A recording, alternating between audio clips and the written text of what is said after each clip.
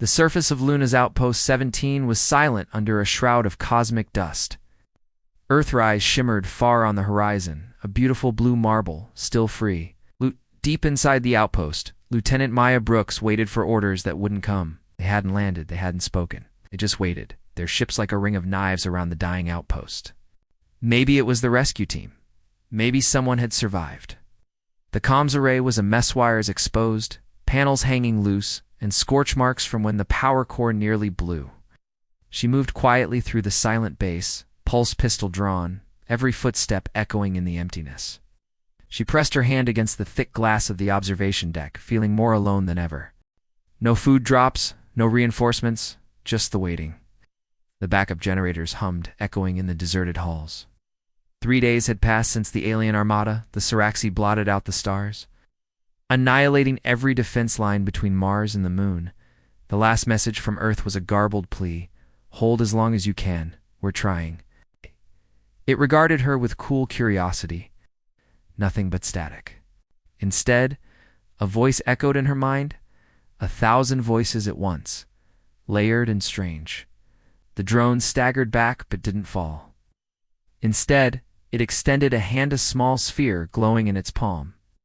I checked the feeds. There's no one left on Mars base. With every wave, their numbers dwindled. With every fight, Maya felt her resolve harden. She patched up Devon's arm after a plasma burn. She watched 3 more of her squad fall, their names etched into her memory. Red lights pulsed along the walls, airlock breach. Devon cursed and sprinted for the armory.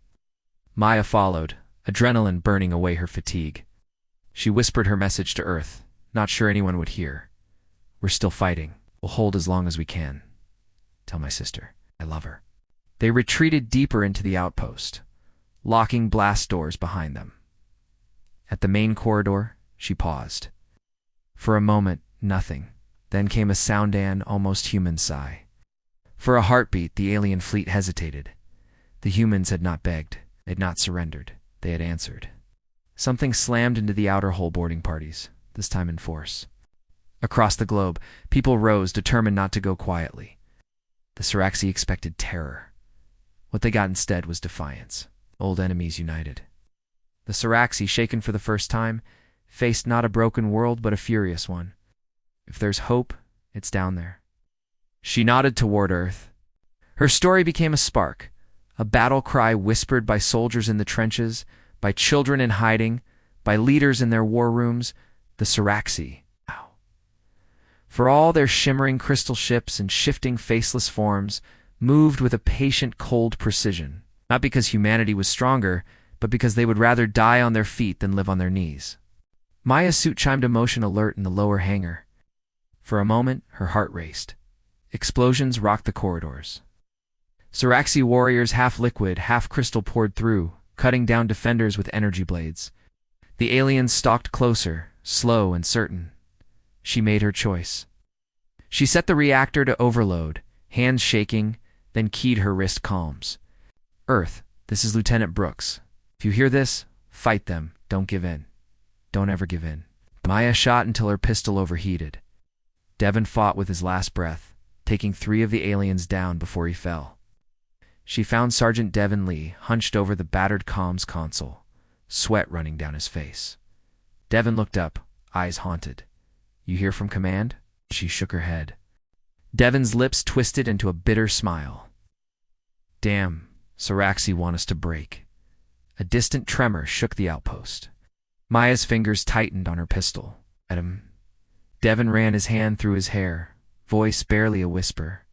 Maya, if it comes down to it, you'll do what needs to be done, right? She nodded, not trusting herself to speak.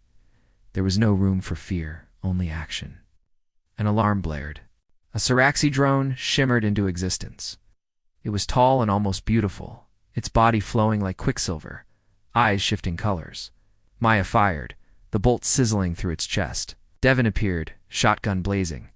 The drone dropped, its sphere rolling across the deck. Maya scooped it up, expecting a bomb. Human, you are outnumbered. Surrender and extinction will be painless. Rage flared in Maya's chest. Not happening, she growled. She tossed the sphere aside and signaled Devon. The next hours blurred, pelling boarding drones, patching wounded systems, listening to the Saraxes' taunts over the comms. As night fell on the moon, Maya sat in the command chair, eyes red and dry. She glanced at Devon. "We can't win this, can we?" He shook his head. "Doesn't matter. We make them pay for every inch."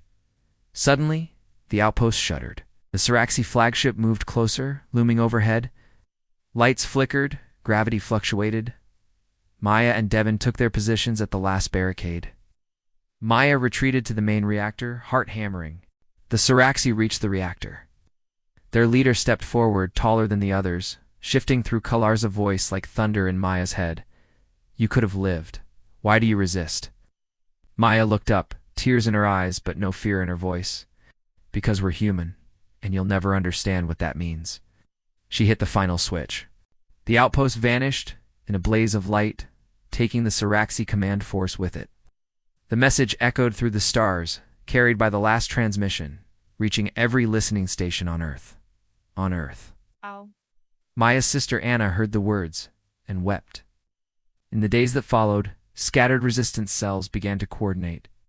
Maya's sacrifice was not forgotten. "We're still fighting. Don't ever give in." And when the next Saraxi ships landed, they faced a planet ready to do the impossible. That in the end was the answer. That was enough.